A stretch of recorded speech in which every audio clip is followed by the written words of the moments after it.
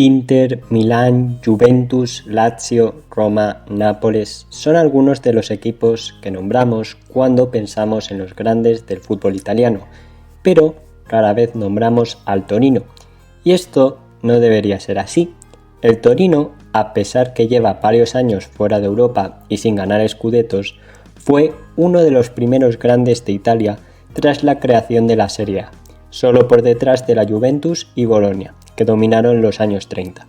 Hoy os contaré la historia del Gran Torino, el equipo olvidado que dominó Italia.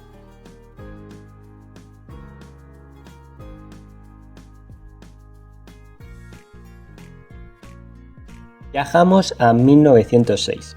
En Italia ya existían bastantes clubes como el Genoa, la Juve, el Milan o la Lazio, pero es en este año cuando nace el Torino, formado por varias personas que eran disidentes de la Juventus, que se había creado, como he dicho, unos años antes.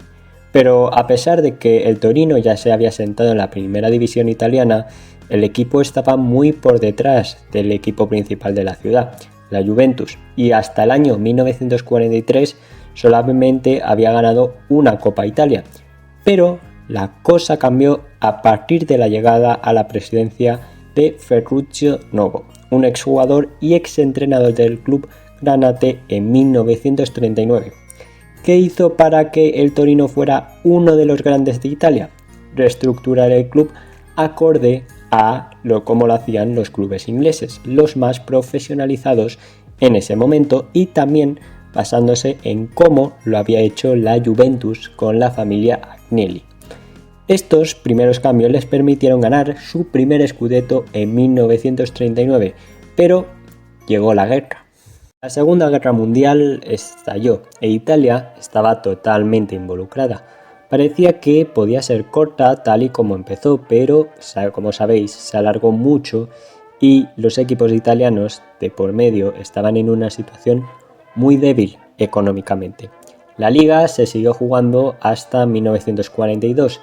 Pero, entre medias, el club estaba fichando a los mejores futbolistas italianos del resto de clubes como Pietro Ferrari, extremo campeón del mundo con Italia en 1938, Romeo Menti, extremo de la Fiore, e incluso ficharon a 3 jugadores de la Juve en 1942, cuando este club, como hemos comentado, acababa de ser de los mejores clubes del país unos años atrás. Y los títulos empezaron a llegar para el Torino. En 1943 ganan su segundo scudetto y ganan su segunda Copa Italia, siendo el primer equipo italiano en lograr un doblete, algo que no se volvería a vivir en Italia hasta 17 años después. De hecho, como curiosidad, el Athletic Club de Bilbao también logró el doblete en esa temporada 1942-43. En fin, el Torino siguió ganando títulos, como por ejemplo 4 ligas de forma consecutiva, es decir, lograron 5 ligas si no tenemos en cuenta el parón, además de una copa. Una cosa muy interesante del Torino en esos momentos tan duros, donde les podían llamar a filas a cualquiera de los futbolistas, es que el presidente les dio a los jugadores un puesto fijo en la empresa automovilística Fiat, con sede en Turín, una de las más importantes, como sabéis, del mundo, pero curiosamente era la que fundaron la familia Agnelli, los dueños de la Juventus. El Torino estaba en un momento espectacular, pero todo cambió el 4 de mayo de 1949. El club volvía desde Lisboa después de celebrar un amistoso con el Benfica, que en esos años no estaban en su mejor momento, ya que justo el Sporting de Portugal había ganado 3 ligas de forma consecutiva. Ganó el Benfica, pero eso era lo menos importante, ya que el avión donde iban los jugadores del Torino se estrelló muy cerca de la Basílica de Superga en Turín, ya a punto de aterrizar en la ciudad italiana. 31 personas murieron, entre ellas 18 futbolistas del Toro. Esta se conoce como la tragedia del Superga y es el fin del Gran Torino.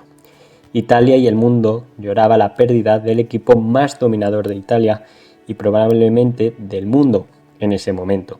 Una de las tantas afectadas fue la selección italiana, que perdió a la mayoría de los jugadores que conformaban el combinado internacional. les afectó sobre todo en el Mundial de Brasil 1950, donde no pasaron a la segunda fase.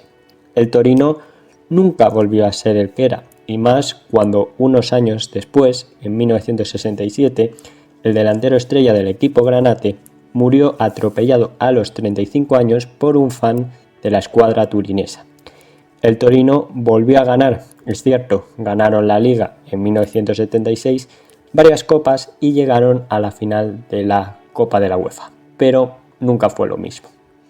Lo que pasa es que el fútbol tiene la espinita clavada de qué habría pasado de no ser por aquel accidente aéreo que tan trágico fue para el fútbol italiano y para la ciudad de Turín. ¿Habrían superado históricamente a la Juve de no ser por ese accidente? ¿Habrían ganado la Champions en 1956? ¿Serían una potencia futbolística mundial? Nunca se sabrá. Lo que sí habrá hoy, eso seguro, el día que grabo este vídeo, es el derbi turinés, Torino-Juve, donde la Juve históricamente ha sido superior y más ahora que está luchando por la Liga, mientras el Torino lleva años en una media tabla de donde es incapaz de salir. Espero que os haya gustado este vídeo, darle like, suscribiros y nos